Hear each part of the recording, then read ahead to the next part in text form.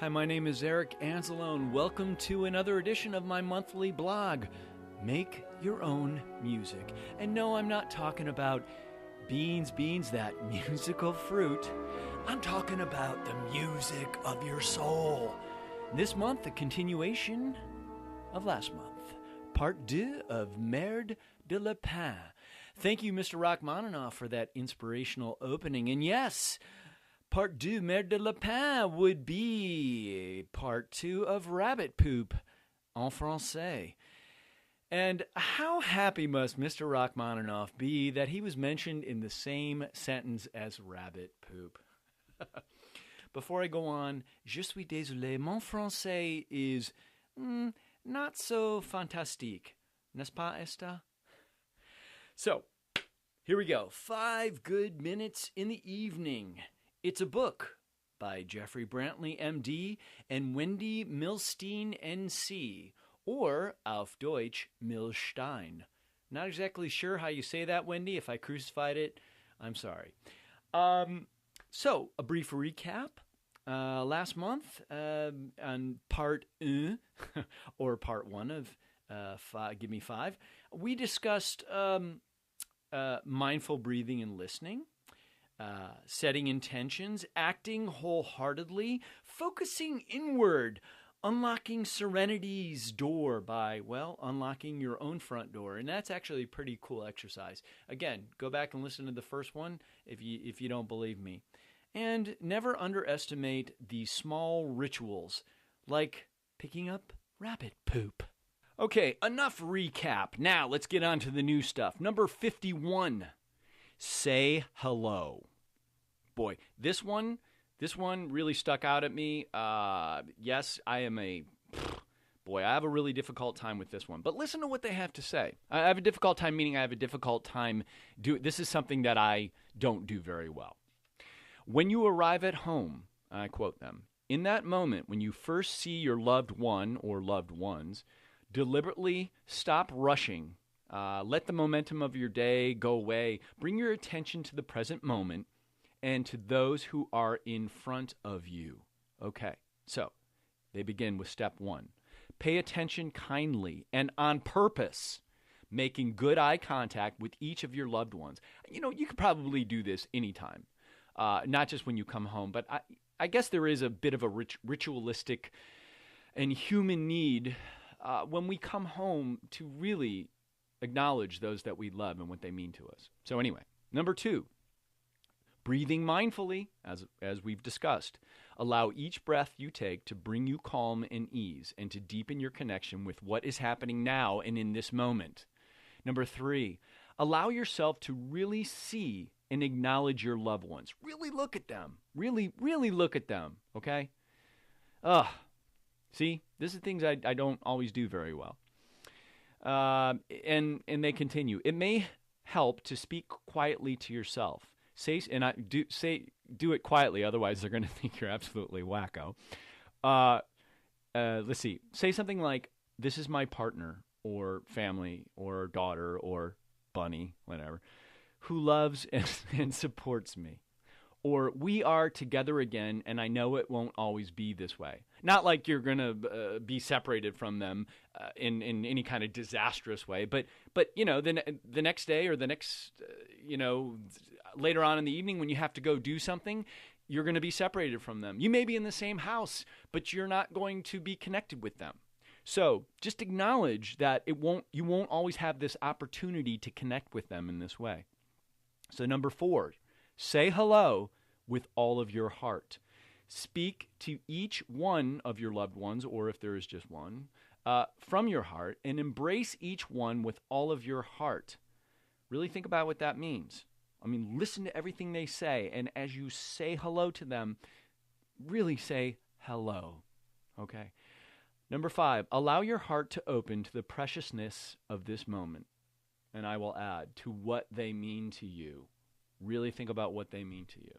Now, okay, I have to say that if my daughter isn't with me, I'm divorced, and if my daughter isn't with me on a certain day or night, I come home to an empty house. And some of you may be like that. So who do you say hello to? And if you don't have pet rabbits or a dog or a cat or a hamster or a bird or a fish, if you don't have anyone to say hello to, I've tried this before, and this is really cool. And they don't mention this in the book, but look into a mirror. Go into the bathroom, wherever you have a mirror in your house. Maybe you don't have a mirror. I don't know. But say hello to yourself. Really look at yourself. Acknowledge yourself. Because, hey, after all, aren't we individually to ourselves? Aren't we loved ones? You should love yourself. So listen to Leather Joy Boy. Look yourself in the mirror, connect with yourself, and say, hello. Say it out loud. There's nobody else around. Talk to yourself. It's okay, okay? If somebody walks in, yeah, they might think you're a little crazy, but who cares? Life is for living, so live it. Say hello to yourself. Tell yourself how much you love them, how much you miss them, because you don't always connect with yourself, people. During the day, we get lost in our sea of madness that called life, and we lose connection with ourselves. So say hello to yourself. And you know what? If you do have loved ones, say hello to them, and then go into the bathroom, close the door, and quietly look in the mirror and say, hello, self. I missed you. But it's good to see you again. And then give yourself a big kiss. No tongues, though. Oh my God, really, Eric? Really? You see, you can't take the pubescent boy out of the man. Now, once you've said hello to everyone, including yourself, number 42 is kind of fun here. It's called your worry basket. Now, if you're like me, you tend to worry about a lot of different things. So what the authors suggest is to make a mental or written list of all your worries. Okay, I like the written idea, and they actually suggest writing it down as well. Writing, there's something really cool and very instrumental when it comes to writing something down, of actually physically getting it down. So what you do is you write down on a small piece of paper your worries and your fears. And after you've got them all down, tear them off one at a time and throw them into a trash can. And as you do it, say these words. I'm letting go of these nagging thoughts. Some are important and some are not. But right now, I am reclaiming my right to enjoy life, live fully, and feel safe and secure tonight. Now, you don't have to exactly say those words. You could add an FU if you're so inclined. I mean, you can make up your own things, but say goodbye to them and just say that they have no power over you. You know, of course, meditation, which is a lot of what this book is about, you're meditating and you're setting goals and you're doing breathing and you're focusing and you're being present. Yes, results can happen from that, but you wholeheartedly, actively, physically making the effort to make things happen tells the universe how serious you are about this. And really, it will exponentially increase your results. So physically saying, hey, you have no power over me. That's a lot. I would argue there is more power in that than just thinking in your head, you have no power over me. Okay, you're actually doing it. Now, here's another fun thing you can do. Number 45, sacred spaces. Basically, what they're describing here is creating an altar in your home somewhere, anywhere. Just a small little corner, your own little place, maybe the back of a closet or something. They say most of us understand an altar to be a designated place or space where spiritual ceremonies are performed.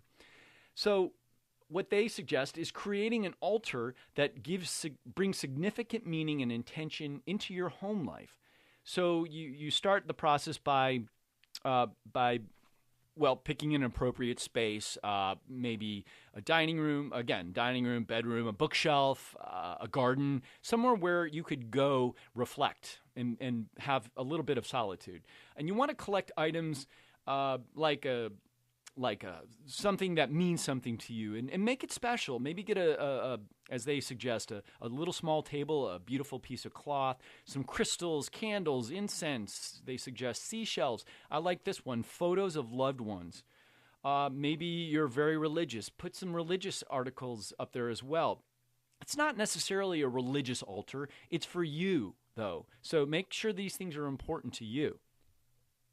And then the authors close this number 45 by asking these questions. Now, reflect on what your altar represents to you. Is this where you come for grounding with yourself in the universe?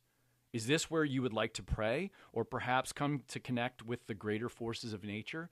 This would be a great place to come and focus on your breathing, focus on mindful listening, and then set intentions for yourself, and then letting them go and going out there and wholeheartedly doing them. Gosh, there are so many exercises in this book I would love to get to, but there's just no way. Like going out and looking at a starry sky, or number 83, feel gratitude for this day. Just go get this book and really check it out. It's really cool. You could flip through this thing in maybe 15 minutes and pick out things that really speak to you. So I'm going to wrap this up by bedtime. So number 87, bedtime rituals. You don't have to be a kid to have bedtime rituals that are really cool. Connect with your inner child, so to speak. Take extra care in brushing your teeth, as the authors say. Dry your hands, washing your face, getting into comfy pajamas, fluffing your favorite pillow, hugging yourself goodnight. And I love this. Before turning out your lights, read a bedtime story to yourself or the one you love that's next to you. Tell them your favorite bedtime story as a kid. And to make it even cooler, get under the covers with a flashlight and tell each other bedtime stories. I know it sounds corny, but if you allow yourself to do it and you actually giggle at how silly it is, you will find that you are letting go of all sorts of stresses and whatnot. And then number 90, wish yourself a good night's rest. I mean, this is really important. How many times have you said goodnight to yourself? Lay in bed, listen to yourself breathing, listen mindfully, connect, and then speak to yourself and say, sleep well. May I rest deeply and well, as the authors say, or just pleasant dreams, my friend, and allow peace, ease, and relaxation to come to you. Yes, it sounds a little corny, but say goodnight to yourself. And number 94, and I love this one, and there's Claude Debussy telling me it's time to go, so I'm hurrying, Claudio, so hold on.